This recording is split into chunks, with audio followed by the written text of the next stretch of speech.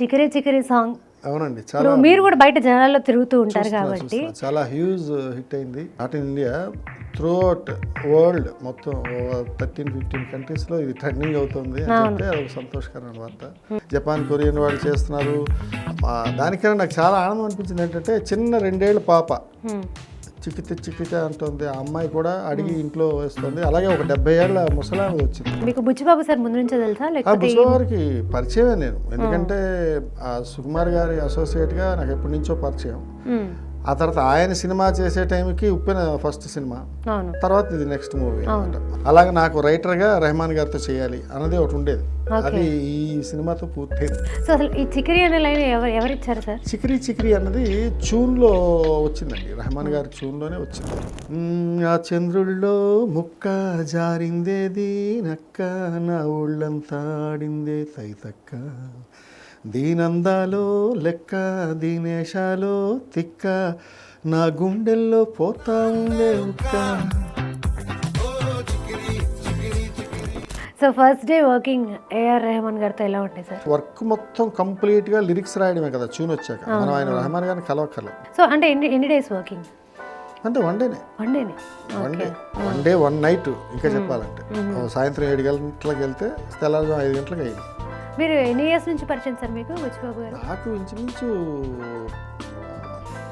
10 ఏళ్ళు పైన. Words pick చేసుకునే విధానం కానీ, అది ఎక్స్ప్రెస్ చేసే విధానం కానీ, నన్ను దోచుకుందు బట్టి అంటే ఇప్పుడు ఎవరు వినరు. దోచుకోవడం అంటే ఏంటి అడుగుతారు ఇప్పుడు జనరేషన్. మీ జర్నీ అంతా కూడా సార్ చాలా ఇన్స్పైరింగ్ ఉంది. రావడే మంచి మంచి సాంగ్స్ పడ్డాయి మీకు. అంటే స్ట్రగుల్ ఉందిలేండి, నేను ఊరికే రాలేదు. 2-2.5 ఏళ్ళు నేను బాగా తిరిగా. అంటే తిరగడం అంటే తెలియాలి కదా పాట ఏంటో అన్నది ఫస్ట్. దానికి ముందు ఏం చేసేవారు? దానికి ముందు నేను కంప్యూటర్స్లో హార్డ్వేర్ ఇంజనీర్గా చేసేవాడు. అండ్ మీరు ఫస్ట్ సాంగ్కి తీసుకున్న రెమ్యునరేషన్ ఎంత సార్? 35,000-40,000 ఏదో ఇచ్చారు. 400 సాంగ్స్లో మీకు బాగా గుర్తుండిపోయింది ఓ చూపుకే పడిపోయా. అబ్బా ఇప్పుడు కూడా విన్నానండి. ఏం రాశారండి, ఏం తాగి రాశారండి అని పెట్టుకుంటారు. ఏం తాగి రాశారా అని పెట్టారు. తాగుతారా సార్? నేను నాకు అలవాట్లేదు. తాగుతారు సార్. నాకు ఏం తాగి రాశారు సార్ అంటే తాగుతారా సార్ అని అడిగాను. చెప్పిన కాఫీ ఇంకా రాలేదు ఇప్పటికి. అయ్యో ఏది తాగుతారా సార్ అని అడుగుతా. Hi, welcome to our channel Telugu one. This is Divyashri. So మనం ఎంతో ఈగర్గా వెయిట్ చేస్తున్న పెద్ద మూవీ మార్చ్లో రిలీజ్ కాబోతుంది మనకు తెలుసు. బట్ ఆ మూవీ నుంచి రిలీజ్ అయిన చిక్కరీ సాంగ్ ఎంత పెద్ద సెన్సేషన్ క్రియేట్ చేసిందో కూడా మనకు తెలుసు. నంబర్ ఆఫ్ వ్యూస్, ఎక్కడ చూసినా కూడా సాంగ్ ట్రెండింగ్. ఏ పెళ్ళిలో కానీ, ఏ ఫంక్షన్లో కానీ, లేకపోతే ఇంట్లో చిన్నపిల్లల మధ్య కానీ చికిరి చికిరి సాంగ్ ఎంత ఫేమస్ అయిందో అందరూ పాడుకునే విధంగా. అండ్ అలాగే ఎక్కడ చూసినా కూడా ఈ సాంగ్ని చాలామంది హమ్ చేస్తున్నారు. ఇప్పుడు దీనికి ముందు వచ్చిన సాంగ్స్ చాలా ఉన్నాయి, బట్ దానికి ఈ సాంగ్కి చాలా చాలా డిఫరెన్స్ ఉంది. ఎందుకంటే అంత ఎంజాయ్ చేస్తున్నారు ఈ సాంగ్ని ఆడియన్స్. మరి ఈ సాంగ్ని రాసిన బాలాజీ గారు ప్రజెంట్ మనతో ఉన్నారు.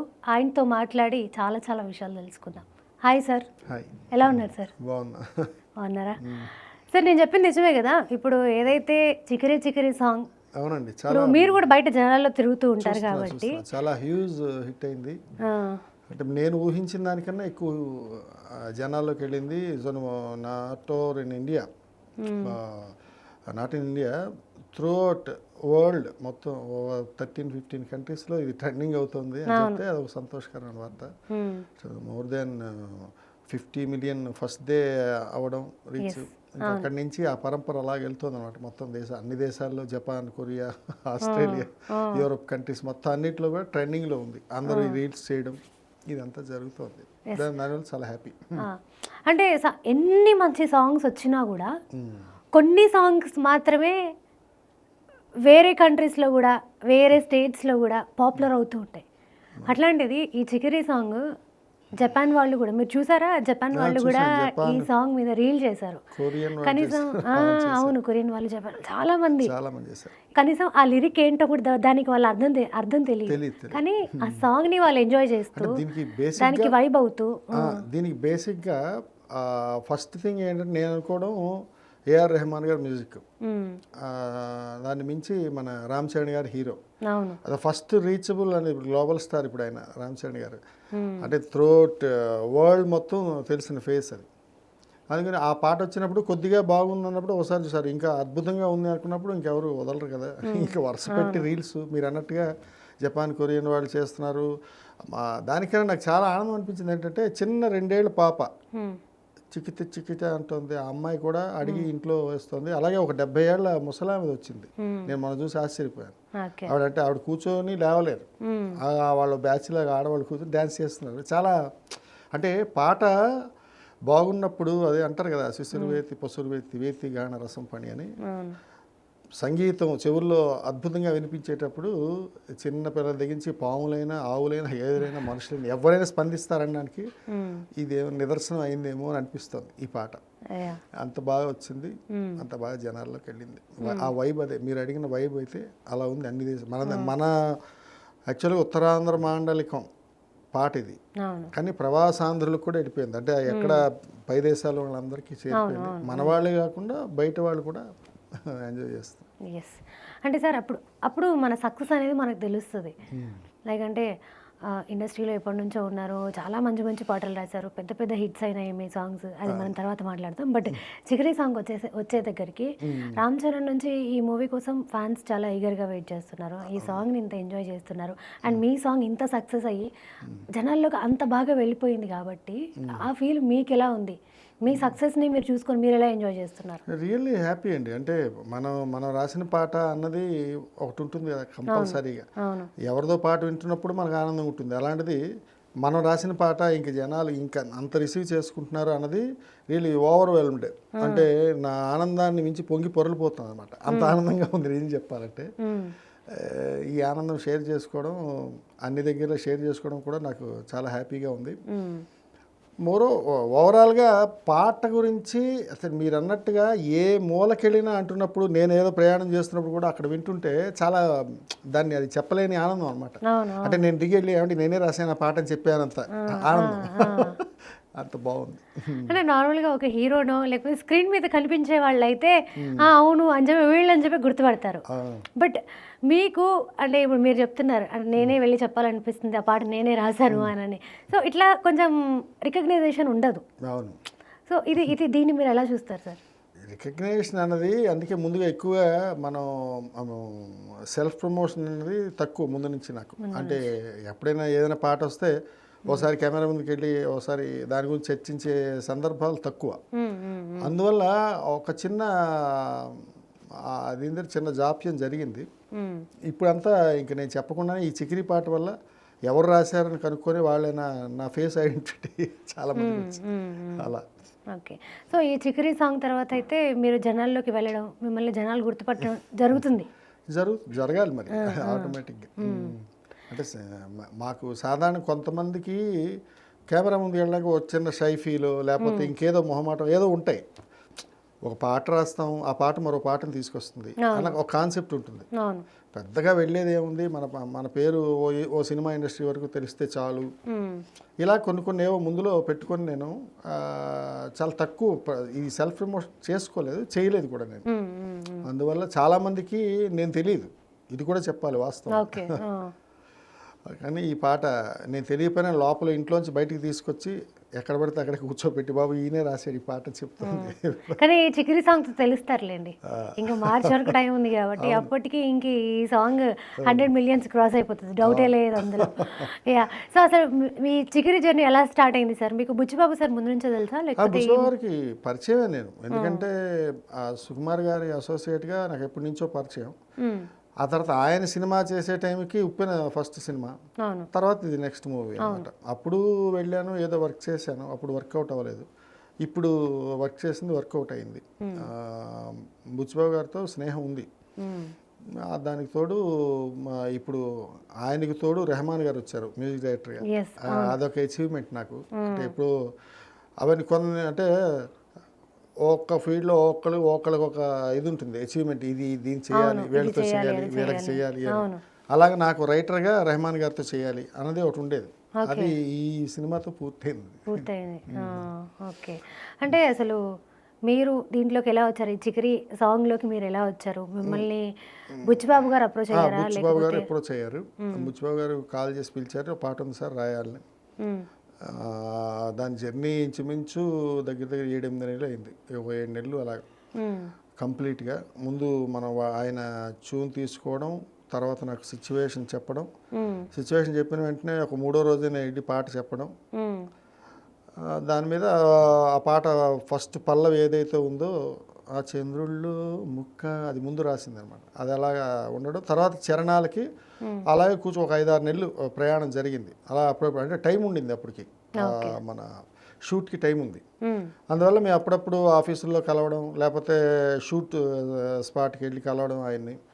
ఎక్కడో కూర్చొని ఒక పావుగంట, వాళ్ళు లేకపోతే వాళ్ళ ఇంటి దగ్గరికి వెళ్ళడం, అక్కడికి వెళ్ళి పావుగంట అరగంటకు మాట్లాడుకోవడం, అలా ఒక్క లైను సరదాగా జరిగిపోయిందండి. ఇదే చాలా ఏదో దీనిగా కాకుండా ఓ మంచి ది బెస్ట్ లైన్ ఏదైనా వస్తే బాగుంటుంది, అది నాకు కూడా ఇంట్రెస్ట్. అంటే రాసినప్పుడు end of the day lyric రైటర్కే పేరు వస్తుంది ఒకసారి వన్స్ ఎయిర్లోకి వచ్చాక పాట. అలాంటప్పుడు నేనే ఇంకొంచెం కష్టపడి ది బెస్ట్ కోసం ప్రయత్నం చేశాను. రకరకాల లైన్లు రాశాను, ఆయనకి ఇష్టపడినవి, నాకు ఇష్టపడినవి అన్నీ కలిపి తయారైందన్నమాట పాట. ఓకే. ఓకే. సో అసలు ఈ చికిరి అనే లైన్ ఎవరిచ్చారు సార్? చికిరి అన్నది ట్యూన్లో వచ్చిందండి, రెహమాన్ గారి ట్యూన్లోనే వచ్చింది. అది ట్యూన్లో వచ్చినప్పుడు ఆయన ఏదో వేరే సౌండింగ్తో ఇస్తే అది మేము చికిరి కింద కన్వర్ట్ చేసి కన్ఫర్మ్ చేసాం. చికిరి ఇది రేపొద్దున పాట రిలీజ్ అయితే ముఖడా చికిరి అని ఉంటే స్టార్టింగ్లో ఈ చికిరి సాంగ్ అవుతుంది ఇది అని ఆ ఐడియా రెహమాన్ గారికి చెప్పడం. ఆయన కూడా మధ్యలో పాటని ముందిచ్చిన ట్యూన్ కాకుండా అక్కడక్కడ అంటే ఎలా ఉంటుందంటే, ఆ చంద్రుల్లో ముక్క జారిందేది నక్క, నా ఊళ్ళంతా ఆడిందే తైతక్క, దీనందాలో లెక్క, దీనేశాలో తిక్క, నా గుండెల్లో పోతా ఉందే ఉక్క, చికిరి చికిరి చికిరి చికిరి చికిరి సరుకు సామాను చూసి మీసం లేచి వేసే కేక, చికిరి చికిరి గుంటె సొరకెట్టేశాక. ఇది ఆయన రెహమాన్ గారు చెప్తాను. నేనేంటి సరుకు సామాను చూసి మీసం లేసి వేసే కేక, ఉరికి పరిగెట్ట గుంటె సొరకెట్టేశాక. ఆ ఉరికి పరిగెట్ట తీసేసి అక్కడ చికిరి పెట్టారు రెహమాన్ గారు. చికిరి ఎక్కువసార్లు వస్తుంటే రిజిస్టర్ అవుతుంది పాటలో. అది ఓవరాల్ అలాగా రెహమాన్ గారు ఆయనే కదా స్వరానికి సృష్టికర్త. దానివల్ల ఆ చికిరి పాటగా అది రూపుదిద్దుకుంది. అంటే ఇలాంటి యూనిక్ వర్డ్స్ ఏంటంటే కొత్తగా ఉంది అని ఆడియన్స్ని పుల్ చేసే పాయింట్, అట్రాక్ట్ చేసే పాయింట్ కాబట్టి. సో ఎలాగో రెహమాన్ గారితో వర్క్ చేయాలన్నది మీ డ్రీమ్ కాబట్టి, లేకపోతే ఈ సాంగ్కి రెహమాన్ గారు మ్యూజిక్ చేస్తున్నారు అని మీకు ఎప్పుడు తెలిసింది? డే వన్ నుంచి ఫస్ట్, ఎందుకంటే సినిమా అనౌన్స్మెంట్ అప్పుడే వాళ్ళు ఓపెనింగ్ నాడే చెప్పారు కదా ఇది రెహమాన్ గారి మ్యూజిక్ అని చెప్పి. అప్పుడు అంటే ఈ టెక్నీషియన్స్ అందరూ అనౌన్స్ చేసినప్పుడు రెహమాన్ గారిది ఫస్ట్ అనౌన్స్ చేశారు. అప్పుడు ఇంకా మాకు అనౌన్స్ చేసిన తర్వాత కొన్నాళ్ళకి వచ్చింది నా దగ్గరికి పాట, చాలా నెలలకి. అంటే ఆబ్వియస్లీ రెహమాన్ గారు మ్యూజిక్ చేస్తున్నారు అని అన్నప్పుడు ఖచ్చితంగా ఆ టైం కోసం వెయిట్ చేస్తాం కదా, నా టర్న్ ఎప్పుడు వస్తుంది, నేను ఎప్పుడు వెళ్తాను పాట రాయడానికి, లేకపోతే నాకు ఎప్పుడు పిలుపు వస్తుంది అన్న వెయిటింగ్ ఉంటుంది కదా. అలా ఏమైనా ఉందా? ఏం లేదా, ఎందుకంటే అంత వెయిటింగ్ నాకు ఇవ్వకుండానే ఫస్ట్ సాంగే నేను రాశాను. ఫస్ట్ వచ్చే ట్యూనే నేను రాశాను. ఓకే. సో ఈ త్రూ అవుట్ ద మూవీ మొత్తం కూడా మీరు ఈ ఒకటే సాంగ్ రాశారా? ఇది ఒకటే సాంగ్. ఓకే. అండ్ స్టోరీ గురించి కానీ లేకపోతే ఇంకేమైనా, ఇప్పుడు ఎలాగో ఒక సిచ్యువేషన్ చెప్పారు కాబట్టి సాంగ్ గురించి, అదొకటే కాకుండా ఇంకేమైనా స్టోరీ డిస్కషన్స్ ఏమైనా జరిగాయా? స్టోరీ ఎప్పుడూ చెప్పరండి. స్టోరీ అన్నది అసలు డిస్కషన్లోకి రాదు. ఓన్లీ సిచ్యువేషన్ ఏముంటుందో అదే చెప్తారు. మన చిన్న పరిమితిగా ఎవరికి చెప్పరు స్టోరీ అన్నది. ఎందుకంటే స్టోరీ ఎప్పుడైనా ఎలా అయినా మారిపోవచ్చు, అదే ఉండొచ్చు, ఏదైనా జరగచ్చు. కానీ స్టోరీ అన్నది సాధారణంగా అవసరం లేదు. ఎవరు నేను ఇంతవరకు ఎప్పుడు స్టోరీ వినలేదు, ఓన్లీ సిచ్యువేషన్ వింటా. సిచ్యువేషన్ వింటారు. అండ్ ఇప్పుడు సాంగ్ రాస్తారు కాబట్టి హీరో క్యారెక్టరైజేషన్ ఏంటి, లేకపోతే హీరోయిన్ క్యారెక్టరైజేషన్ ఏంటి, అవి ఏమైనా డిస్కస్ అదే చేస్తారా? క్యారెక్టర్ అంటే ఒక బండ, ఒక గ్రామీణ నేపథ్యం, అంటే ఎక్కడో పల్లెటూరులో ఉన్న అతను, ఒక యువకుడు ఒక అమ్మాయిని చూస్తే, పాటలో మీరు చూశారు కదా, అతని తాలూకా యాటిట్యూడ్, ఈ అమ్మాయి తాలూకా బిహేవియర్, యాటిట్యూడ్, ఈ రెండు ఎక్స్ప్లెయిన్ చేశారు. ఇలా ఉంటారు వాళ్ళిద్దరు అని. అలా ఉన్నప్పుడు ఒక పల్లెటూరి వాతావరణంలో ఉన్న ఒక వ్యక్తి ఎలా పాడుకుంటాడు ఒక అమ్మాయిని చూడగానే. అంటే అదే అంటున్నాను, నేను కింద ఇంటర్వ్యూలో చెప్పాను, ఆయన పాడుకునే భాష ఆయనదే, ఈ పాట నాకు కూడా సంబంధం లేదు, అందుకు రాసిచ్చారు అనమాట. అది ఓకే. సో ఈ లాంగ్వేజ్ అంతా కూడా కొంచెం యాస, శ్రీకాకుళం యాస టైప్, ఉత్తరాంధ్ర ఉత్తరాంధ్ర ఆ మాండలికంలో ఉంటుంది. ఆ మాండలికంలో ఉంటుంది. అది స్పెసిఫిక్గా నేను వైజాగ్ వాడిని కాబట్టి నాకు తెలుస్తుంది అక్కడ ఆ 3 జిల్లాల్లో ఏం మాట్లాడుకుంటాను, నాకు కొంచెం లోతుల్లో తెలుసు. అది నేనైతే కరెక్ట్ అని అనుకున్నారేమో, అందుకు పిలిచారేమో అలా. So first day working AR Rahman గారితో ఎలా ఉంటాయి సార్? వర్కింగ్ అంటే యాక్చువల్గా వర్క్ మొత్తం కంప్లీట్గా లిరిక్స్ రాయడమే కదా, ట్యూన్ వచ్చాక. మనం ఆయన రెహమాన్ గారిని కలవక్కర్లే, డైరెక్టర్ గారు ట్యూన్ ఇస్తారు. ట్యూన్ ఇచ్చినప్పుడు నేను ఈయన దగ్గర కూర్చొని రాశాను. ఓన్లీ రికార్డింగ్ టైంలో మేము అక్కడికి వెళ్ళాం, చెన్నై రెహమాన్ గారి స్టూడియోలో జరిగింది ఇది రికార్డింగ్. రెహమాన్ గారి పక్కనే కూర్చొని చేశారు, రికార్డింగ్ కూడా చేశారు. ఫస్ట్ రికార్డింగ్ అయిన రోజు డే 1. అదే ఇంట్రాక్షన్. ఆ రోజు ఈ మార్చమని చెప్పడం, అక్కడికక్కడ చికిరి పెట్టడం కోసం చిన్న పదాలు అటు మార్చి ఇటు వేసి, ఇటు మార్చి అటు, అలాగా ఆయన ముందే జరిగింది. ఆ 1.5 hour ఇంచుమించు కూర్చున్నాం. ఆ తర్వాత మా రికార్డింగ్ అయిపోయి కంప్లీట్ అయిపోయి వచ్చేసాం ఇక్కడ వెనక్కి వచ్చేసాం అంతే. సో అంటే ఎన్ని డేస్ వర్కింగ్? అంటే వన్ డే 1 night. ఇంకా చెప్పాలంటే సాయంత్రం 7 గంటలకు వెళ్తే తెల్లవారుజాము 5 గంటలకు అయింది. అంటే నైట్ వర్క్ చేస్తారు ఆయన, నైట్ అయింది. సో మీరు ఆయన అంత అభిమానిస్తారు కాబట్టి ఖచ్చితంగా ఆయనతో మాట్లాడాలని, ఇంటరాక్ట్ అవ్వాలని, మన గురించి మనం పరిచయం చేసుకోవాలని ఆ క్యూరియస్ ఉంటుంది. అట్లా ఏమైనా జరిగిందా సార్? పరిచయం చేశారు, మాట్లాడారు బాగా. అంటే ఆయనంతా చాలా కూల్ పర్సన్, కూల్గా బాలాజీ లిరిక్స్ అంటే ఓకే నైస్ లిరిక్స్ అని అన్నారు. అంటే ఆయన ఏంటంటే ఎవరితో అయినా మితభాషి, తక్కువ మాట్లాడతారు. ఎవరితో నేనున్నంతసేపు చూశాను అలా పని వరకే ఉంటుంది, చాలా ప్లెజెంట్గా, కామ్గా, కూల్గా ఉంటుంది ఆయన స్టూడియో అంతా. దగ్గర మనం మాట్లాడుకుంటే పక్కవాడి వినపడదు, అలా మాట్లాడుకుంటుంటాం. మాట్లాడుతూ రికార్డింగ్ అయిపోతుంది. ఆ రికార్డింగ్ థియేటర్లోనే, ఆ కన్సోల్లోనే కొంచెం సౌండ్ వినిపిస్తుంది తప్పి మిగతా ఎక్కడ సౌండ్ వినిపించదు. అలా కూల్ వర్క్ అతనితో అంతే. ఓకే. అండ్ బుచ్చిబాబు గారు ఎలా ఉంటారు? బేసిక్గా ఆయన చాలా డౌన్ టు ఎర్త్, కలిసిపోయే మనిషి. బుచ్చిబాబు బాగా ఫ్రెండ్లీగా, బాగా కలిసిపోతారు. అతని వర్క్ పాట అంటే చాలా ఇష్టం. పాట ఎంత బాగా వస్తే ఆ లైన్, రండి సార్ ఇవాళ మనం పార్టీ చేసుకుందాం, ఆ పాట లైన్ బాగా వస్తే అంటే అంత యాంగ్జైటీ ఫీల్ అవుతాం. ఓ మంచి లైన్ వచ్చిందంటే రండి సార్ మనం ఏదైనా ఎంజాయ్ చేద్దాం అని అంత యాంగ్జైటీ ఫీల్. అంటే ఒక మంచి లైన్ రాసినప్పుడు అంత ఉత్సాహం ఆయనకి. చాలా మనిషి కూడా చాలా కూల్గా ఉంటుంది, సరదాగా, ఫ్రెండ్లీ, చాలా చిల్ పర్సన్. అసలు నాకు ఒక సిచ్యువేషన్ జరిగింది, బట్ ఎక్కడ చెప్పలేదు, ఇంటర్వ్యూలో చెప్తున్నాను. నేను నా ఎవరో ఫ్రెండ్ ఒక టిఫిన్ సెంటర్ దగ్గర టిఫిన్ తింటుంటే చాలా క్యాజువల్, ఆయన అంత పెద్ద డైరెక్టర్, అంత పెద్ద హిట్ కొట్టిన మనిషి మధురా నగర్లో చాలా క్యాజువల్గా ఎవరితోనో ఒక అతనితో నడుచుకుంటూ వస్తున్నారు. మేము చూసి రియాక్ట్ అవ్వగానే హాయ్ సార్ అంటే ఆయన ఎంత ఎవరో తెలిసిన వాళ్ళలాగా పలకరించి హాయ్ తమ్ముడు ఎలా ఉన్నారు అని మాట్లాడడం, అంత అలాంటి మనిషి ఆ మనిషి చాలా బాగుంటుంది. ఫ్రెండ్లీ నేచర్, ఎవరిని డినై చేయరు, అలాగని తక్కువ చూపు చూడడం అలాంటివే ఉండవు. అతనికి చాలా ఫ్రెండ్షిప్ నేచర్ ఎక్కువ, ఆ ఫ్రెండ్లీ నేచర్ చాలా ఎక్కువ. మీరు ఎన్ని ఇయర్స్ నుంచి పరిచయం సార్ మీకు బుచ్చిబాబు గారు? నాకు ఇంచుమించు 10 ఏళ్ళు పైన అవుతుంది. అంటే పరిచయం అంటే నేను డైరెక్టర్ సుకుమార్ గారి దగ్గరికి వెళ్ళినప్పుడు వీళ్ళ పక్కనే ఉంటారు కదా అసిస్టెంట్లు, అసోసియేట్లు, అంటే ఆయన శిష్యుడే కదా ఈయన. అప్పటి నుంచి పరిచయం. నేను ఉప్పెనంత ప్రేమకు రాసినప్పుడు కూడా నేను చూశాను. అంటే వాళ్ళ వర్క్లో వాళ్ళు ఉంటారు, బట్ ఏంటంటే పక్క నుంచి వస్తుంటే పోతే అలా ఉంటుంది కదా, అలా పరిచయం. డైరెక్ట్ అంటే మాట్లాడి అతని పాట కోసం వచ్చిందంటే ఉప్పెన దిగింది, ఉప్పెన సినిమా నుంచి, అది 2021లో అయింది కదా. అప్పటి నుంచి ఇంకెక్కువ ఇంటరాక్షన్, మాట్లాడుకోవడం అలా. అంటే అలాగే సుకుమార్ సార్తో కూడా మీకు బాగా పరిచయం? సుకుమార్ గారితో పరిచయం. ఎన్ని సంవత్సరాల నుంచి ఉప్పెన అదే ఆర్య నుంచేనా ఆర్య 2 2009, అప్పటి అంటే దాదాపు 15 ఏళ్ళు అయింది. అప్పటి నుంచి తెలుసు ఆయన పరిచయం. అప్పటి నుంచి పరిచయం. మీకు ఎలా పరిచయం సార్ సుకుమార్ గారు? ప్రకాష్ గారు అని ఒక ఆయన ఉన్నారు, నా ఇష్టం సినిమా డైరెక్టర్.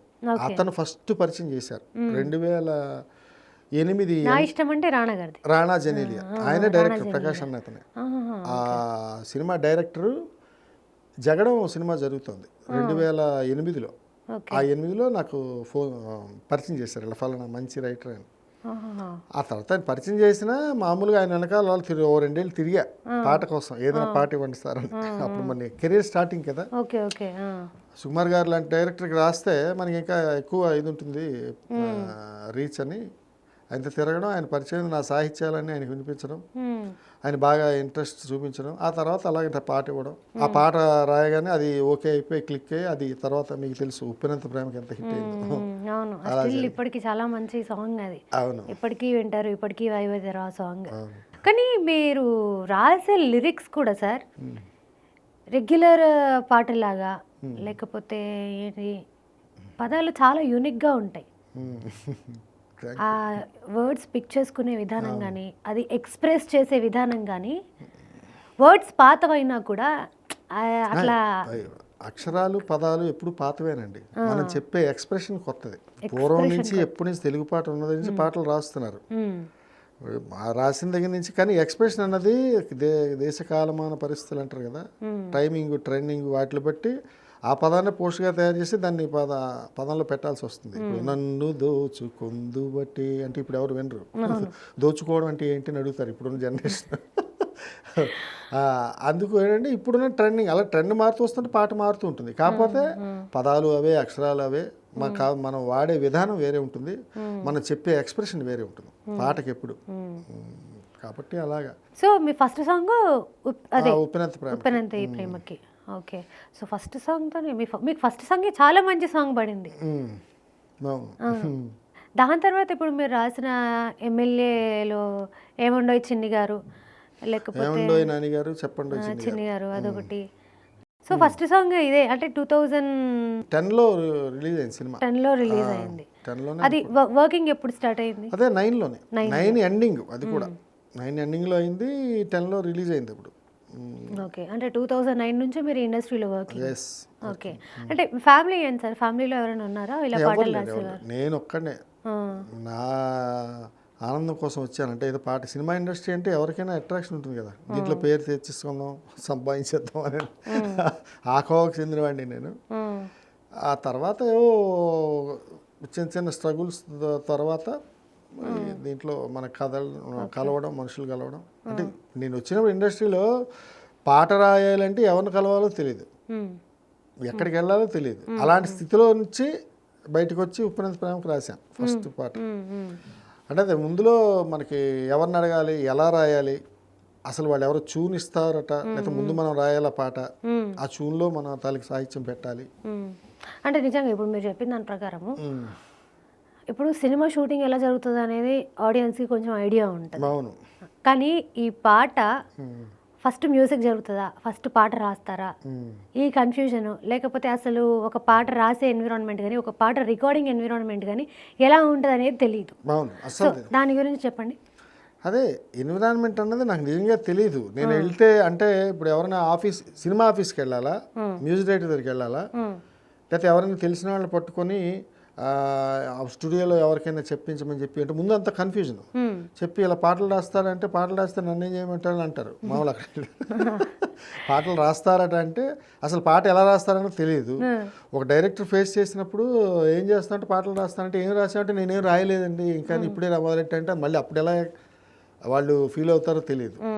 అంటే ఎలా ఆన్సర్ చేస్తారు, ఎక్స్పీరియన్స్ లేని వాళ్ళకి ఎలా.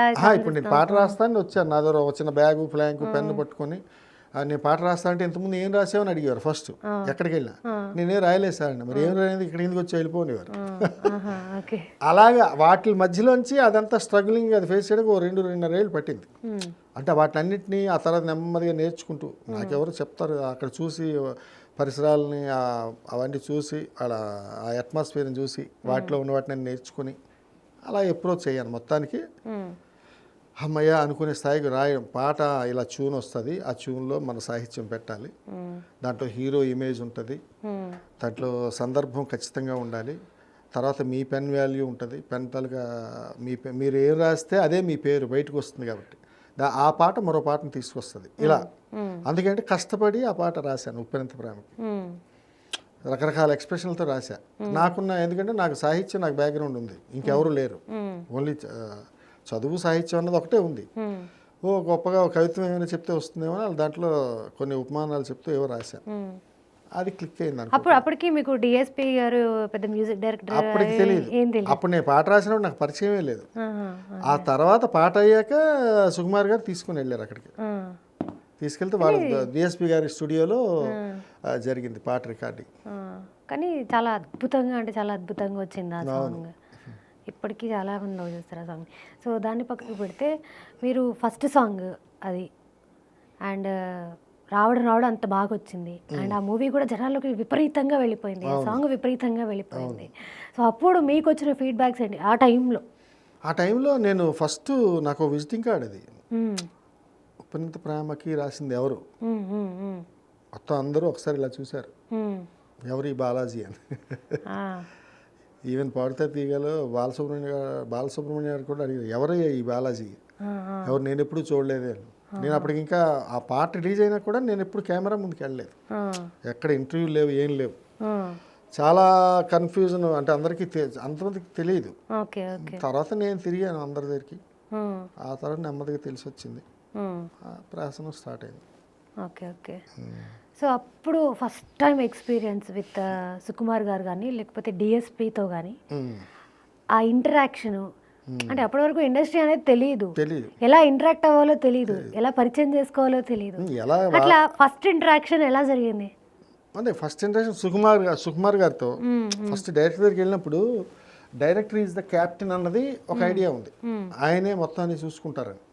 కాబట్టి ఆయన దగ్గర జాగ్రత్తగా ఏదో తెలుసుకొని ఆ తర్వాత ఇలాగా మనం పాట రాశాక మనం అక్కడికి దేవశ్రీ గారి దగ్గరికి వెళ్ళాల్సి ఉంటుంది అని చెప్పేసి అన్నారు. అంటే అలాగే వెళ్ళాము. ఆయనతో డిఎస్పీ గారితో కూడా ఫస్ట్ టైం వెళ్ళడం, ఎవరు ఇలా సో బాలాజీ కొత్తగా వచ్చిన ఆయన అని. కొత్తగా వచ్చారు, ఓకే బాగా రాశారు అని రికార్డింగ్. అక్కడేదో మళ్ళీ సాహిత్యం అంతా చూపించి ఆయనకి ఇచ్చి, మళ్ళీ నేను వచ్చేసిన తర్వాత ఆయన బాంబే వెళ్ళి రికార్డింగ్ చేయించారు, కేకే అని ఆయన ఈ మధ్య పాపం కాలం చేశారు కేకే గారు, చాలా మంచి సింగర్. ఆయన రికార్డింగ్ చేశారు. ఆ తర్వాత ఆటోమేటిక్గా ఇక్కడున్న ఎవరు ఈ బాలాజీ అన్న దీంట్లో నాకు ఈ పేపర్లోని కొన్ని ఇంటర్వ్యూస్ వచ్చాయి, ఈనాడులో వాటిలో అన్నింటిలో వచ్చాయి, ఫలానా బాలాజీ, ఫలానా సో అండ్ సో ఉప్పెనంత ప్రేమకి బాలాజీ, ఇలాగా అలా వెళ్తూ నెక్స్ట్ మిస్టర్ పర్ఫెక్ట్ రాశాను.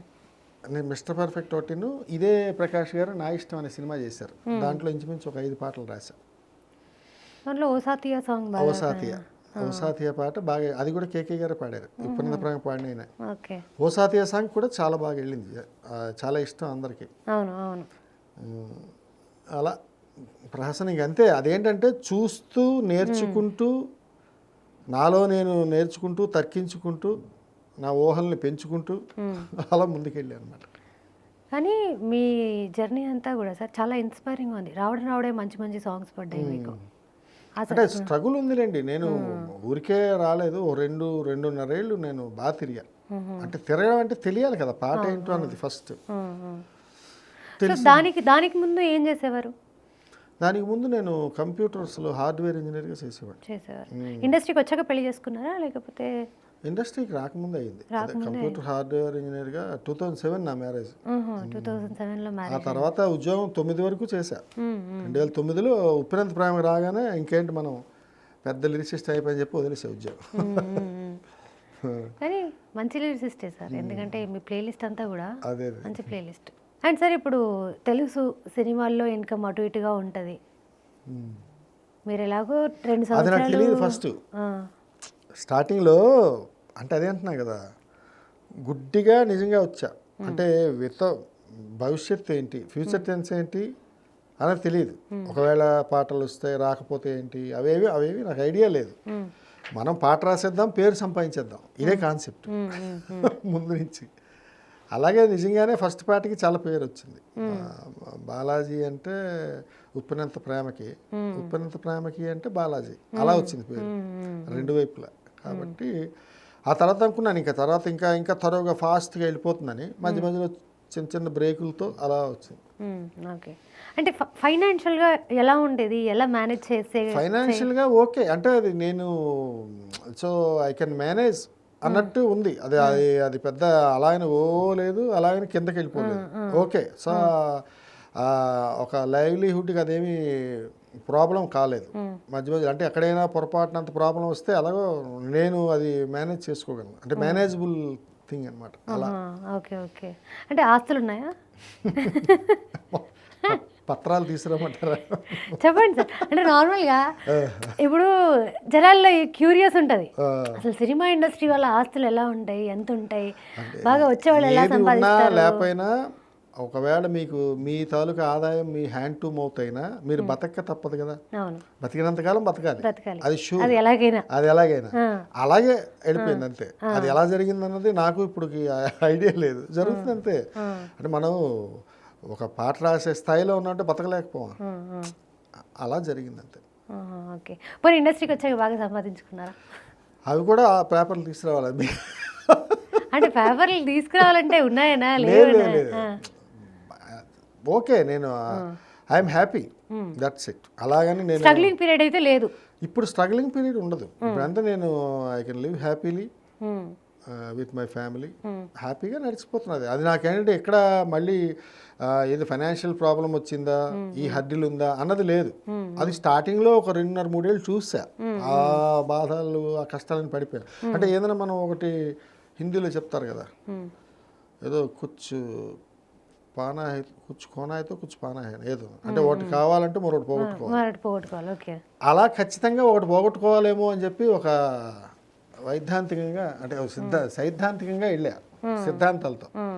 సరే చూద్దాం, ప్రయత్నం చేద్దాం. ఒకవేళ అంత కాబట్టి ఇంకేం మనకు వయసు అయిపోలేదు, హ్యాపీగా మళ్ళీ నా జాబ్ నాకు ఎలాగో ఉంది, నా వర్క్ నాకు అలా అనుకుని వచ్చిందే. అది కొన్నాళ్ళు స్ట్రగుల్ అయినా మరి కొంత అయితే ఏదో ఒకటి లాస్ అవ్వాలి కదా. ఆ లాస్ ఏదో నేను ఒక్కడనే పడతాను ఆ లెక్కలో వెళ్ళి వచ్చాను. ఓకే, తర్వాత హ్యాపీ, ఎవరు రాసుకుంటూనే ఉన్నాను పాటలు. మనం బతకడానికి ఎప్పుడూ ప్రాబ్లం లేదు. ఇప్పుడు అదొక్కటే కదా ఫస్ట్ ప్రైమరీ యాక్ట్ ఏంటంటే, మనకు కావాల్సింది బేసిక్ ఏంటంటే మనం బతకడానికి హ్యాపీగా ఉన్నాం లేదా, ఇది ఒక్కటే చూసాం. నేను ఎప్పుడు ఆస్తులు కూడబెడదామని ఆస్తులు చేద్దామని ఎప్పుడు నేను ప్రయత్నం చేయలేదు. ఓన్లీ పేరు కోసమే ఏది చేసిన. కాబట్టి మేబీ అది అలాగే వెళ్ళిపోతుందేమో. ఓకే. మరి మీకు రావాల్సిన గుర్తింపు వచ్చింది అంటే ఐఎమ్ సాటిస్ఫైడ్ అని చెప్పడానికి మీరు ఓకేనా? ఇప్పుడు ఈ పాటతో అవుతుంది. ఈ పాటతో అంటే నేను రాశాను, నాకు గుర్తింపు ఉంది, కానీ ఏంటంటే నేను అనుకున్న స్థాయిలో విజయం లేదు. ఓకే. నాకు విజయం ఉంది, విజయం ఇండస్ట్రీ ఇచ్చింది, కానీ నేను అనుకునే విజయం వేరే ఒకటి ఉంది, అది ఇంకా రాలేదు. అది ఈ పాటతో స్టార్ట్ అయిందని నేను అనుకుంటున్నాను. ఓకే. అది ఓకే. అండ్ మీరు ఫస్ట్ సాంగ్కి తీసుకున్న రెమ్యునరేషన్ ఎంత సార్? 35,000-40,000 ఏదో ఇచ్చారు. 35,000-40,000. నాకు ఒకసారి గుర్తులేదు, ఇప్పుడు 2009లో కదా అది. అప్పుడు కదా రెమ్యునరేషన్ పెద్దదే. ఓకే. బాగానే ఇచ్చారు అప్పుడు. ఇప్పుడు ఎంత తీసుకుంటున్నారు అప్రాక్స్గా, రఫ్గా? ఇప్పుడు ఇదంతా ప్రొఫెషనల్ సీక్రెట్స్, ఇప్పుడు చెప్పకూడదు. అంటే అప్పట్లోనే ఒక 45,000 అంటే ఇప్పుడు ఒక 3-4 లక్షలు, 5-6 లక్షలు. మీ అడ్డం ఏంటి, మీరు ఎంతైనా ఊహించండి. ఓకే. తమిళ క్వశ్చన్ వదిలేస్తున్నా, వేసుకోండి ఎంత కావాలంటే అంత. ఓకే సార్, ఇందాక మీరు మాట్లాడుతున్నప్పుడు మధ్యలో ఒక మాట అన్నారు, నేను చాలా రాశాను, చాలా చేశాను, కానీ కొన్ని నా విషయంలో జాప్యం జరిగాయి అని చెప్పి. అది నా తప్పిదం అంటున్నాను, అందుకే ఎవరు బయట వాళ్ళు తప్పిదం కాదు, అంటే జస్ట్ మై మిస్టేక్. ఓకే. అంటే ఎప్పుడైనా ఆయన ఏదో సినిమాలో చెప్పినట్టు, త్రివిక్రమ్ గారు సినిమాలో ఒక మాట చెప్తారు, సిగరెట్ కూడా, సిగరెట్ మీద అరే నువ్వు కాల్చగరా, కాల్చితే చచ్చిపోతావు, cigarette smoking is injurious to health అని సిగరెట్టే చెప్తుంది. అలా చెప్పుకొని అంటే మన గురించి మనం చెప్పుకోవాలి సార్ అంటాడు ఆ సినిమాలో కథానాయకుడు. అలాగే నా గురించి నేను తక్కువ చెప్పుకున్నానేమో, అది చెప్పుకోకపోవడం వల్ల అఫ్కోర్స్ తెలిసిన వాడికి ఎలాగో తెలుస్తుంది. ఇప్పుడు మీరు ఫస్ట్ టైం పరిచయం అయ్యారు, మీకు నా మొహం తెలియదు, కానీ ఉప్పెనంత ప్రేమ పాట తెలుసు. ఇలాగే ప్రతి దగ్గర జరిగింది సేమ్. ఎవరు ఈ బాలాజీ అని మీరు ఒక క్షణం కూడా ఆలోచించి ఉంటారు. పాట బాగుంది విన్నారు, పక్కన పడేస్తారు, వెళ్ళిపోతారు, మీ పని మీరు చూసుకుంటారు అలా. Okay okay. సో ఇప్పుడు మీరు ఆల్మోస్ట్ ఇండస్ట్రీలో ఉన్న పెద్ద స్టార్స్ అందరితో వర్క్ చేశారు, అంటే అందరి సినిమాలకి పాటలు రాశారు. ఇంకా ఉన్నారు కొన్ని రాయాల్సి ఉన్నాయి. అంటే రాశాను, ఆల్మోస్ట్ ఆల్ రాశాను. ఇంకా నేను రీచ్ అవ్వాల్సింది ఉంది.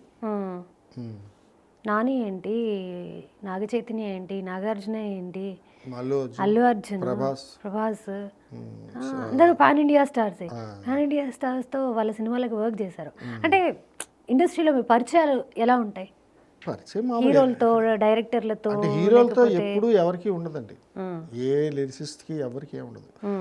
డైరెక్టర్స్తో ఉంటుంది అందరూ. ఎందుకంటే డైరెక్టర్తోనే మాకు ఇంట్రాక్షన్ ఎక్కువ ఉంటుంది. వాళ్ళతోనే పాట గురించి చర్చ చేయాలి, ఎలా రాయాలి అన్నది. మనం ఒకటి రాస్తే వాళ్ళు ఒకటి చెప్పి, వాళ్ళు ఒకటి చెప్తే మేము రెండు చెప్పి, ఇలా ఉంటుంది.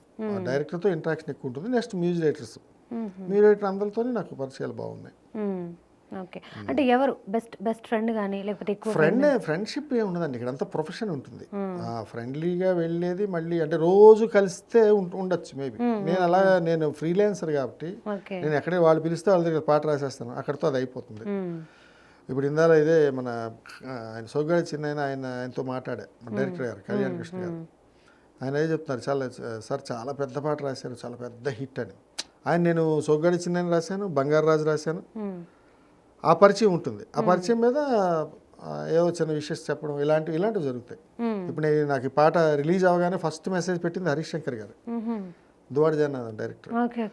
చాలా బాగా రాశారు బాలాజీ గారు, అసలు ఎక్సలెంట్, ఎక్స్ట్రాడినరీ రాశారు అని చెప్తున్నారు. అలాగే వస్తాయి. అను రాఘపూడి గారు, అలా చాలామంది డైరెక్టర్స్ చాలా దీనిగా ఉంటారు. ఓకే. సో డైరెక్టర్స్తో చాలా పెద్ద డైరెక్టర్లతోనే పరిచయాలు ఉన్నాయి. అయితే నెక్స్ట్ రాబోయే సినిమాల్లో మేము మరి సాంగ్ రాయొచ్చు, అదేనా సార్? ఓకే. అంటే ఇంక ఇప్పుడు పెద్ద సినిమాలు, ఇంకా నెక్స్ట్ వచ్చే సినిమాలు ఏమున్నాయి? ఇప్పుడు ఓకే అయినవి? ఓకే అవ్వలేదు ఇంకా, అండర్ ప్రోగ్రెస్, అది ప్రాసెస్లో ఉంది. మన ప్యారడైజ్ ఒక సినిమా రాస్తున్నాను. నెక్స్ట్ దుల్కర్ సల్మాన్, అది మన సీతారాం హీరో, అదే లక్కీ భాస్కర్ సల్మాన్. అవును, ఆయనే రెండు సినిమాలు, ఆయన హీరో 2 సినిమాలు. అలాగే ఒక చిన్న సినిమాలు ఒక 3-4 ఉన్నాయి. అంటే వర్క్లో ఫుల్ బిజీ ఉన్నాను ఇప్పుడు. మధ్యలో మీ దగ్గరికి పిలిస్తే వచ్చా. మీరు ఇంకా బిజీ అయిపోతారు సార్, ఎందుకంటే ఇప్పటివరకు మీ బ్రాండ్ మీరు ప్రమోట్ చేసుకోలేదు, బట్ ఇప్పుడు ప్రమోట్ చేసుకోవడం. ఇప్పుడు నేను వెనక లేదు, ఇప్పుడు ముందున్నా. ఇప్పుడు ఎవరైనా పిలుస్తారా అని చూస్తున్నా, పిలిస్తే వెళ్ళిపోతున్నా. అంటే అలా ఆపుకోబట్టే అది ఎక్కువ. నేను అంటే ఎక్కువగా ఇండస్ట్రీ అనేది చాలా చిన్నదండి. ఒక లిమిటెడ్, ఒక పరిమితి ఉన్న ఒక చిన్న గ్రామం అనుకోండి. ఆ గ్రామంలో మనుషులమే మనం. కానీ ఈ గ్రామంలోనే మన 4వ ఇంటి వరకు 5వ ఇంటి వరకు తెలియకపోతే కష్టం కదా మనం. అలాగే ఇప్పుడు గ్రామం చుట్టూ తిరుగుతున్నాను. నేనున్నానని తెలుసు, మళ్ళీ ఆ 4వ 5వ ఇంట్లో ఉన్నది బాలాజీ లిరిసిస్ట్, కానీ ఇప్పుడు కనిపించదు బయటికి. అలా. ఓకే. సో విన్నారు కదా సార్, పెద్ద సినిమాలు చేయబోతున్నారు, కానీ రెమ్యునరేషన్ మాత్రం 10 లక్షలు, గుర్తుపెట్టుకోండి. ఏం సార్, ఏమంటారు? నెక్స్ట్ మీరు అసలు ముందు పిఆర్ఓగా నాకు అపాయింట్ అయిపోండి. 10 లక్షలు తీసుకొని మీరు 3 తీసుకొని నాకు 7 ఇవ్వండి. నేను మీ పర్సనల్ పిఆర్ఓగా పెట్టుకుంటాను. పర్సనల్గా మీరు రండి. అంటే 10 లక్షలు మీరు ఇక్కడ కోరారు, అక్కడ కూడా సార్ 2009లో ఫస్ట్ సాంగ్కే మీరు 45,000 50,000 రెమ్యునరేషన్ తీసుకున్నారంటే మీరు నేను అంటుంది అదే. ఇప్పుడు నేను కాదనట్లేదే, నాకు కావాలి 10 లక్షలు. మీరు నా పర్సనల్ పిఆర్ఓగా ఉన్నప్పుడు మీరు సార్ ప్రొడ్యూసర్ గారు, మా రైటర్ గారికి 10 లక్షలు ఇవ్వాలి మీరు ఖచ్చితంగా అని మీరు డిమాండ్ చేసి తీసుకొని మీరు 3 lakhs నన్ను అడగక్కర్లేదు, మీ బ్యాంక్ అకౌంట్లో కొట్టేసుకొని 100%. నేనేమి అన్ను, తీసుకోండి దివ్యశ్రీ గారు, హ్యాపీగా తీసుకొని ఎంజాయ్ చేయండి మీ లైఫ్. ట్రై చేద్దాం సార్. అసలు ఈ షూట్ ఎక్కడ చేస్తున్నారని కానీ, లేకపోతే హీరోయిన్ వేసుకునే మేకప్ కానీ, కాస్ట్యూమ్ కానీ, లేకపోతే వాళ్ళు ఎలా పర్ఫామ్ చేస్తున్నారు అనే దాని గురించి కానీ, లిరిసిస్ట్ ఇన్వాల్వ్మెంట్ ఏమైనా ఉంటుందా అందులో, లేకపోతే లిరిక్స్ ఇచ్చి అంతవరకేనా? ఇన్వాల్వ్మెంట్ రాకుండానే ఈయన చెప్పేస్తారు డైరెక్టర్ గారు ఇలా ఉంటారని. వాళ్ళ భాష, వాళ్ళ వేషం, వాళ్ళ ఆహార్యం, ఆంగికం, వాచకం ఏమేమి ఉంటాయో ఫస్ట్ చెప్పేస్తారు. మనకు అది చెప్పకపోతే ఊహ రాదు కదా, మరి పాటను ఊహించాలి కదా. ఫలానా ఇలాగా ఒక ఒక కొద్దిగా బాగా ఒక బండ మూర్ఖుడు, ఒక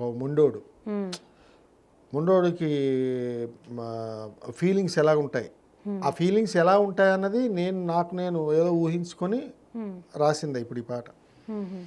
వాళ్ళు ఏదో ఈ వేషధారణ ఉంటుంది అన్నీ చెప్పేస్తారు. చెప్పేసినప్పుడు మన ఇన్వాల్వ్మెంట్ ఎప్పుడూ ఉండదు, ఎవరిది ఉండదు. నీ ఏ లిరిసిస్ట్ వాళ్ళు అంటే, ఎందుకంటే డైరెక్టర్కి ఆయన పర్స్పెక్టివ్లో ఒక హీరో ఉంటాడు, ఆ హీరోని పూర్తిగా ఎక్స్ప్లెయిన్ చేస్తాడు రైటర్కి. దాని మీద రాయడమే మన ఇన్వాల్వ్మెంట్ దేంట్లోనే ఉండదు. పాట రాయడం, డబ్బులు తీసుకొని వచ్చాడు. అండ్ మూవీ ఇండస్ట్రీ అంటే అందరూ కూడా మీరు ఇందాక రెహమాన్ సార్ గురించి కూడా చెప్పారు, జస్ట్ ప్రొఫెషనల్ అండి అంతే, వర్క్ అంటే వర్క్ వర్కే అంతవరకే అని చెప్పి. అంటే ఇప్పుడు ఇండస్ట్రీలో కొంచెం మెయింటెనెన్స్ అనేది ఇంపార్టెంట్ అని అంటారు. అవును, అది లిరిసిస్టా లేకపోతే మ్యూజిక్ డైరెక్టరా, చిన్న ఆర్టిస్టా పెద్ద ఆర్టిస్టా అనేది పక్కకు పెడితే, సో దాన్ని మీరు ఒప్పుకుంటారా, అగ్రీ చేస్తారా? మెయింటెనెన్స్ అంటే ఎవరిది అంటే ఎనీథింగ్, ఇప్పుడు డ్రెస్సింగ్ కావచ్చు, మనం ఒక కార్ మెయింటైన్ చేయాలి, లేకపోతే మన దగ్గర ఒక బ్రాండెడ్ వాచ్ ఉండాలి, బ్రాండెడ్ బట్టలు ఉండాలి, ఇట్లా అలా ఏం పట్టించు. అంటే వాళ్ళు వేసుకునే బ్రాండ్స్ని బట్టి వాల్యూ ఇస్తారు అని అంటారు, అట్లా ఏమైనా ఉంటుందా? ఇప్పుడు మీరు అడిగిన పాయింట్, ఎవరైనా అలా ఉన్నారనుకుంటా, సపోజ్ మీ మనసులో ఉంది బాలాజీ వచ్చినప్పుడు ఏ కారులో వచ్చాడు అని మీరు అనుకోవచ్చు. మీరు మీతో తప్పించి ఎవరితో అనరన్నమాట, మీకే తెలుస్తుందా మీరు అనుకున్నది. ఒకవేళ అలా ఉంటే మనసుల్లో ఎవరైనా అనుకుంటే మేబీ ఉండొచ్చు ఆబ్వియస్గా, కానీ ప్రత్యేకించి అలా అనుకొని మనతో అలా బిహేవ్ చేసిన వాళ్ళు ఉంటారు. వీడేంట్రా లేకపోతే బట్టలు ఇలా వేసుకొచ్చాడు, చెప్పులు వేసుకొచ్చాడు, లేకపోతే కారు లేదు బండి మీద వచ్చాడు, లేకపోతే క్యాప్ పెట్టుకొచ్చాడు, అవేం ఊహించరు. ఎందుకంటే మన పాట ఒకటి అక్కడ ఉంటుంది, ఒక పాట అక్కడ లేకపోతే ఒక పెద్ద రేటు దగ్గరికి వెళ్ళలేం కదా. ఆ పాటలో సాహిత్యమే మన గౌరవం. నేను ఎలా వెళ్ళినా చిరిగిపోయిన ప్యాంటుతో వెళ్ళినా రండి సార్ కూర్చోండి అని అంటారు. ఎక్కడో రేర్ కేసెస్లో ఎప్పుడైనా ఒక రెమ్యూనరేషన్ అడిగేటప్పుడు వీడు రావడమే బండి మీద వచ్చాడు, వీడేంటి ₹1,00,000 అడుగుతున్నాడు పాటకి అని ఊహించవచ్చు. అలానే ఏమైనా ఉంటాయి అంటే నేను సుమా నాకు ఇదంతా నా ఊహ, మీరు అడిగిందే ఒక ఊహ, మీ మనసులో మాట లేకపోతే మరి మీ ఊహ తెలియదు. అయ్యో ఊహ కాదు సార్, చాలా మంది ఇప్పుడు చిన్న చిన్న ఆర్టిస్టులను ఇంటర్వ్యూ చేస్తూ ఉంటాము, వాళ్ళు పర్సనల్గా చెప్పుకున్న విషయాలు ఇవి. సో ఇండస్ట్రీలో ఉంటుంది అంటే ఇవన్నీ ఈ 4 గోడల మధ్యనో లేకపోతే ఎక్కడో సెట్స్ బ్యాక్ ఎక్కడో అనుకున్న మాటలు బయటికి రావు, వచ్చినా ఎవరికి ఫరక్ పడదు, అది పట్టించుకోరు. ఈ డబ్బులు ఉన్నాయనుకోండి, మీ దగ్గర ₹1,00,00,000 ఉంటే మీరు 50 లక్షల కార్లు ఆటోమేటిక్గా వస్తారు. డబ్బులు ఏం రోడ్డు మీద చల్లేరు కదా, పారేరు కదా. మీ మెయింటెనెన్స్ కోసం వాడుకుంటారు, మంచి బట్టలు వేసుకుంటారు, ఓ ₹10,000 చెప్పులు వేసుకుంటారు, ₹50,000 డ్రెస్ వేసుకుంటారు, చక్కగా ఒక ₹30,000 సెంటు కొట్టుకొని వస్తారు. అది పెద్ద విషయం కాదు కదా. డబ్బుని ప్రామాణికంగా తీసుకొని పాటను ఎవడో ఊహించడు, నేననే కాదు. మేబీ కొత్తగా వచ్చేవాళ్ళు ఎవరైనా అవకాశాల కోసం వెళ్ళేవాళ్ళు వాళ్ళ గురించి ఏమైనా అనుకుంటారేమో. నా గురించి అయితే ఎవరు ఇంతవరకు ఏమీ అనుకోలేదు. నేను ఎప్పుడు ఎలా ఉన్నానో ఇప్పుడు అలాగే ఉన్నాను. ఓకే, అండ్ సార్ ఇంకా పెద్ద గురించి ఏమైనా చెప్పాలనుకుంటున్నారా ఆడియన్స్? ఇంకేం పెద్ద గురించి, పెద్ద పాట వచ్చింది, పెద్ద అందరు పాట వినండి, వినని వాళ్ళు కూడా వినండి, చక్కగా ఆస్వాదించండి పాటని, నాలాంటి రచయితలను ప్రోత్సహించండి, ఇంకా మంచి మంచి పాటలు గొప్పగా రాసి నేను మీకు అందించడానికి నా సాయశక్తిలో నేను కృషి చేస్తాను. మనసా వాచా కర్మేణ ఇది చెప్తున్నాను, ఇంకేముంది చెప్పడానికి. ఇప్పటివరకు మీరు ఇన్ని సాంగ్స్ రాశారు కదా, దాదాపు 400 సాంగ్స్ రాశారు కదా. 400 సాంగ్స్లో మీకు బాగా గుర్తుండిపోయింది, మీకు వచ్చిన బెస్ట్ కాంప్లిమెంట్, అబ్బా చాలా ఈ జీవితానికి ఇది అని అనుకున్న కాంప్లిమెంట్ ఏంటి? కాంప్లిమెంట్ అంటే సుకుమార్ గారు చేశారు. ఇప్పుడు ఇది ఓ సాథియా పాట ఉంది కదా, ఓ సాథియా ఓ సాథియా ఓ చూపుకే పడిపోయా, ఓ నా ప్రియా ఓ నా ప్రియా నా నుండి నే విడిపోయా, ఒక నువ్వు ఒక నేను ఒకటైతేనే కదా ప్రేమ, ఒక చోటే అనుకుంటే మన ఇద్దరిది చిరునామా. అది ఆ పాటకి ఆయన ఏం చెప్పారంటే, నా ఉప్పెనంత ప్రేమకి పాట కన్నా మీ ఓసాతియా పాటే నాకు ఇష్టం అని 4-5 సార్లు మెసేజ్ పెట్టారు. అబ్బా ఇప్పుడు కూడా విన్నానండి, ఏం రాశారండి, ఏం తాగి రాశారండి అని అని పెడుతుంటారు, ఏం తాగి రాశారా అని పెట్టారు. అలాగే ఒకసారి ఫోన్ చేశారు, చాలా బాగా రాశారు, దాంట్లో చరణాలు కంటే నాకు భలే ఇష్టం బాలాజీ గారు అని. అది నా పెద్ద కాంప్లిమెంట్. నాకు అలవాట్లేదు. అలవాట్లేదా? ఓకే. ఏ రెడీ ఉంది తాగుతారా సార్ నాకు ఏం తాగి రాశారు సార్ అంటే తాగుతారా సార్ అని అడిగాను. చెప్పిన కాఫీ ఇంకా రాలేదు ఇప్పటికి. అయ్యో ఏమి మనకు తాగుతారా సార్ అని అడుగుతా. వస్తుంది సార్ ఎంతసేపు 2 నిమిషాలు అంటే ఇప్పుడు తీసుకొస్తే చల్లగా అయిపోద్దని నేనే కొంచెం లేట్గా తీసుకురామని చెప్పాను. Okay sir, nice meeting you. Thank you. మీరు ఇంకా ఇలాంటి పాటలు చాలా చాలా రాయాలి, మనం మళ్ళీ కలుద్దాం. తప్పకుండా. Thank you sir, thank you so much. Thank you very much madam.